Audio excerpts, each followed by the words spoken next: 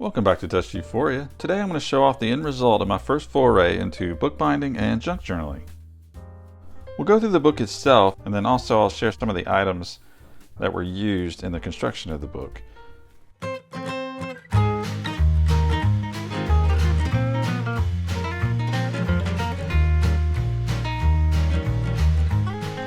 I was super excited to try out both bookbinding and junk journaling, but I was a little worried that the unlimited possibilities might actually stymie my creativity. So what I did is I challenged myself to only use items that we got from a single trip to the thrift store bins. And thankfully, our first trip after I came up with the challenge was really rewarding. There were all kinds of old books and magazines and ephemera, fabric, you name it. It was just so much to choose from. To start things off, I had an old Latin textbook, and I used that. It was a hardcover book. It was exactly this size, and I used that for the outside, the boards and the spine of the book. Now, I didn't actually document a lot of the process. I didn't want to worry so much about capturing it all on film when I was so excited about the creative process. I just wanted to focus on that. But I did take a few photos of the book that I used. Here's the outside of the book. You can see it's quite worn. And then over here, this is actually, I think, pretty much the full interior that we took out of the book. And you can see, if you open it up, it's got damage. It was eaten at, I think, by some kind of creature. And it was copyrighted in 1918. I'm not sure when this edition was printed, but it was quite old. Really great, the yellowing of the paper and everything. But I think I used one or more of these pages in the book itself. I forget. But it was also funny, if you open it up on the front page here, it says, "If you find this book a Rome, give it a kick and send it home." It lists the name to send it to, and then the address 2480 Concord Road. Then it says 3865J equals phone. So I'm guessing, is that a phone number? Anyways, this looks, let's see, Miss Jones' homeroom. Miss White equals first period class teacher. So I'm not sure what grade this was, but it was an intro to Latin class in the textbook. So using the exterior of that book, I found a roll of fabric that looked like this. It was actually maybe not even a roll, but it was perhaps a couple yards. This is just a little scrap that I cut off when I was cutting the piece for the book. But it's a neat blue floral design with butterflies and birds. And it's got this neat, kind of a soft, burlappy kind of texture, which I thought would be great for the book. I just did a little like cardstock inlaid papers on both sides, the front and the back. Those are just glued in place. And then for the interior, like I mentioned, we got lots of books and magazines.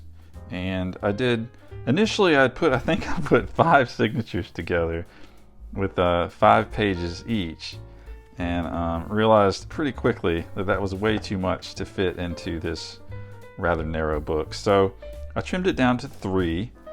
If you're an experienced bookbinder and junk journaler, or one or the other, you may have noticed a couple of things. The amount of pages that I used really limited how much I could incorporate inside the book other than the pages. And I didn't think about that ahead of time. So we'll talk about that in a minute. And then you'll also notice that the pages extend a little too far on the end. Now I could swear I double measured it to come in about 1/4 of an inch short, but whatever, I don't know if my math was wrong or whatever, but it actually was a little bit longer, and I was able to sort of sand the edges and get this sort of deckled look. But I was limited, you'll find out why, how far I could sand in. So that was as good as I could go. But those were just a couple of valuable lessons I learned while doing this project. Okay, let's take a look inside the book. As I mentioned, there are 3 signatures with 5 pages each, most of which have a thicker paper on the outside. There are different kinds, and then some thinner ones on the inside. So this one just starts off with a blank page. I thought that was fine for the first. And then initially I thought that I would be putting some time into, doing some of the journaling stuff. But once I realized how little room I had to work with as far as adding in layers of paper or objects, I just did a couple of samples and then I kind of moved on and just was content with this as is. So, but we'll flip it over. This was a great illustration from a cookbook. This looks like some sort of seafood dish, but it had like this painting of this sailor in the background. I love the old colors from that printing from, like, I'm guessing this was from the 60s, maybe early 70s. And then we got a sauerkraut recipe from the back of the page. And then here we have a map, and I actually distressed this one a little bit. I put the creases in it and stained it with coffee to get this kind of look. I did that on this notebook page too. I initially set this page aside because I thought it was from the same map, but now I'm realizing, or from the same book at least, and now I'm realizing that it's different. The borders are different, and this has illustrations on the back, and this one's blank. And so I don't think they're the same, but I think it still gives you the contrast, because I believe this is sort of what this one looked like in terms of brightness. You can see what the coffee staining did, aging the map. So anyways, put this back. Okay, moving on. You saw this little blank notebook paper. Thought this would be fun. You could do some journaling and some different things. Maybe even some sketches. I love sketches on lined paper. And, this one's been roughed up and aged a bit. This page is from a large astronomy book. And there's the center. You can see the threads where I bound the signatures. Speaking of which, I took a photo. I loved it once I got the signatures bound together all on their own. I loved the look of it so much that I did take a photo. I believe that was the last photo of the process that I took. I'll put that up here. And then let's see. Yeah, more from the space book. This is the other half of that lined paper that you saw. And you can see these faint green leaves here. That was sort of a failed attempt at stamping. It looks a little better on this side. This might actually have been the side that I stamped them on, so maybe it comes through on the other side. But I got this really old bottle of green stamp pad ink from that same visit. Old price of 59 cents. Carter's green stamp pad ink. I'm not sure when this is from. But anyways, I was excited to try to get to use that. And I wanted to do some kind of stamping, but unfortunately I didn't find any stamps at the bins, but I did get this bag of wooden autumn leaves. They're different colors. And then also I had a couple of wooden Jenga pieces. And so I cut the Jenga piece down and I just glued one of those leaves on the end and sort of made a stamp. And then I thought it would work really well. I would just pour the ink onto some paper towels or something, sort of create a faux ink pad, and then just stamp, and it would turn out these little green leaves. But the ink was really weak. It was not dark at all. It was so faint.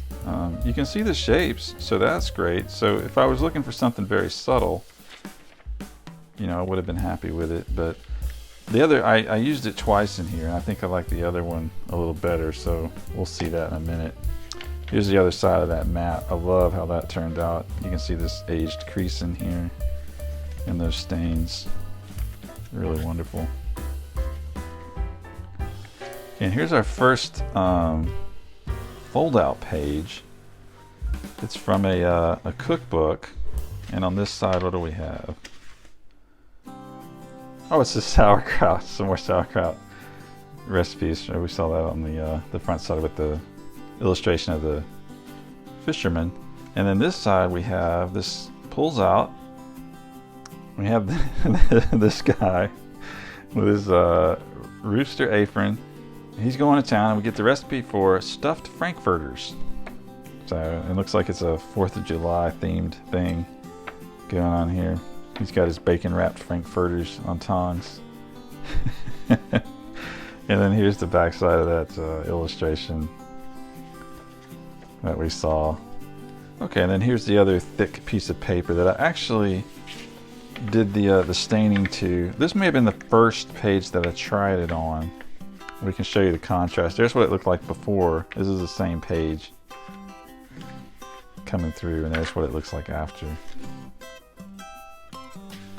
So that's neat. Plus it gives it kind of a warped feeling. It feels really old. We started this off, this was like a ledger or something that we picked up, and it had this cardboard cover from Chase Bank on it. Really thick and nice. Worked that in there, and then we had this coloring book. This is the back end of a salamander or lizard. And it's blank on this side. And then this was cool, we actually got a Stranger Things comic book. And I actually went through page by page trying to find some panels that I really like. And I love this one with the two girls. I mean, you're both at a science camp, right? She says, that's perfect. You're a genius, Dawn. I try. And then she runs out happy, and in fact, they're kids. I love this look right here. And then on the back, we've got another great scene. And then this was the reason I mentioned earlier that this overhang, I was limited on how far I could sand it in. And that was because I had done an envelope page as sort of a pocket. And if I had come in any closer, it would have lopped the top off. Now, in retrospect, I could have just folded this in or done something like that and then been sort of unlimited on what I could do. But I just didn't want to stress about it too much. This was just my first try. And you can see where I sanded the bottom of the pages. It actually came loose a little bit. But that's a little easier to deal with. You know, you can have some fun with some masking tape or something and be heavy-handed about the repair, and it would be fine. But they couldn't do that so much along the top. So anyways, we got this neat envelope that you could stuff things in. Got some pages with some animals, some furry animals here. And it opens up into this 2-page spread with a kangaroo. You even got the little caption here at the bottom about the photo.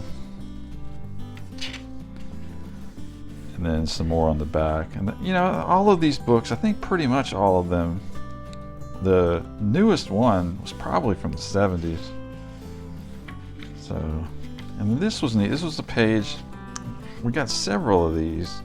It was like a little stack of stationery and it had this subtle nature image printed on it.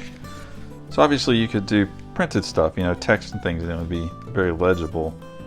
But I think there's a back side to this that we'll see in a minute. And this is actually a page from the Latin book. I just double checked to make sure.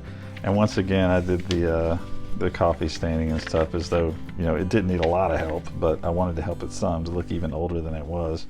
Okay, here's the other time that I tried out using the stamping thing, and I can't remember exactly how I accomplished this. I used the green ink just with a brush or paper or something that sort of smeared it on faint. And then I forget what substance I used to do the stamping. But you can tell it looked like it was really wet, and you lost all the detail in the leaf. But it came through pretty clear, so I like that aspect of it. And then there's the back side of the salamander lizard coloring book. And here's the back side of the Chase ledger, the bank ledger. And you can see the difference here too, where I aged it and didn't.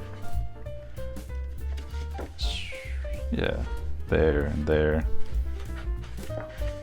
Ooh, and this is neat. Another thing that we got in the haul were a whole bunch of these dress patterns. Well, not a whole bunch, maybe 4 or 5. And I love this material so much, and it's so great to just paste it over top of things. And so here I just put it over top of a brown background, and it created this neat effect. You get the bold black lines and the text coming through. You'll see that again here in a second. Okay, and this starts the next signature. Oh yeah, this is the last one. Just a thick piece of like cardstock. It came out of a front page of a book. And then this is great. The top floor look brings assurance. Style for women. This is from an old book that included tips on dressing for work. They go into different types of fabrics and styles that are suitable. So that was pretty great. And then we have another older book with some ladies. This is Annabelle Fisher. Formerly home economist of the American Home, suggests this Swedish bread. This is from a book of recipes, and they got some actual people to give their recommendations and their favorite recipes, and this is for your next baked bean supper. And then yeah, this is another fold-out page. And on the back we have delicious enough for dessert caramel rolls, and this is from June Baker, food editor at the radio station WGN in Chicago. So that's pretty interesting. Glossy with sugar and studded with nuts, these caramel rolls make a perfect wind-up to a simple luncheon. Got the ingredients there. Got an old page from, looks like some sort of reference book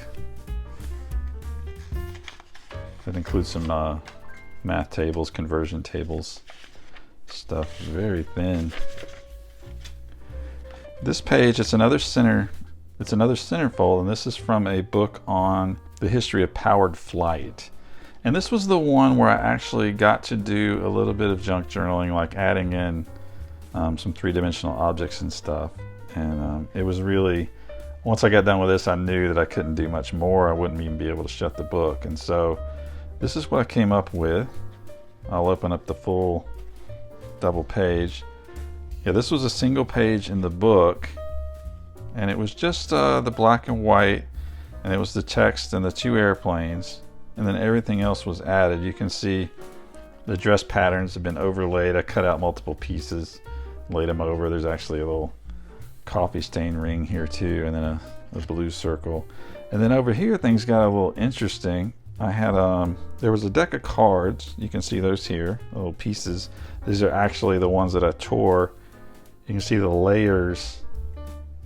I forget, it was maybe like 5 or 6 cards that I layered up to create this little pocket. This may have been one that I didn't use, and I opted for one that was a little bit bigger. And then we also got out of the bins this double roll of copper tape, which I love copper tape. I've done sculpture in the past, and the type that I did, I incorporated a lot of copper tape. So I was excited to get that, and then to be able to use it in here. And then when I created the little pocket, I needed something to go in it, and I wanted a little bit of color. And so we also got this little pack of origami that included the paper. It's like all kinds of relatively simple origami projects with different colored paper. And so I looked up this little bird and decided to make this sort of a nest. And I actually made 2. This is the other. And I wasn't sure whether I was going to want it to look old or whether I wanted it to be crisp and new. And so I did both. And I kind of went with this weathered look here. I liked it a little better. It certainly fits the book better. But it's all crinkly and it's been stained a little bit. Little bird's been through it. Been living life a little.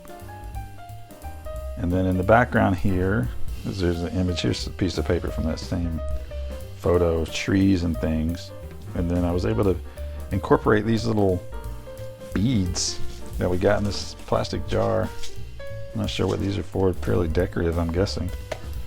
They would glue those on for this sort of motif, and because of how thick this pocket was, they're about the same height, so I wasn't too worried about it closing. And then I did a little bit of a Banksy thing in that this is this aircraft is a crop duster, and it's spraying these chemicals down like this. And so what I did is we got this this floral fabric, which looks to be for curtains or something similar like that. And so I was able to cut that up, and that fabric was a pain to work with.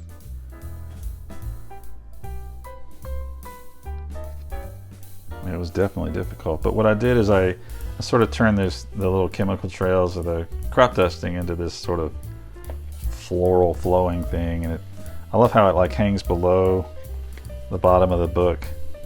So I can't wait to get more into junk journaling, because that's obviously a big element. Is you get to go crazy with things that extend beyond the borders, and little objects that are interactive. I love that element of it. And so the next one I will definitely be leaving more room, and I'll be incorporating more three-dimensional objects. And you can see I actually pasted in an old sheet of notebook paper in the background, and then all of these things are all elements taken from the sewing patterns and just kind of pasted over top of everything else. So yeah, I was pretty excited how that turned out.